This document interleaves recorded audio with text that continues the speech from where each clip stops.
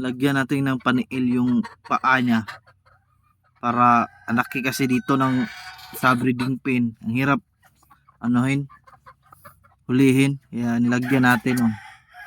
Tapos nilagyan natin ng pabigat.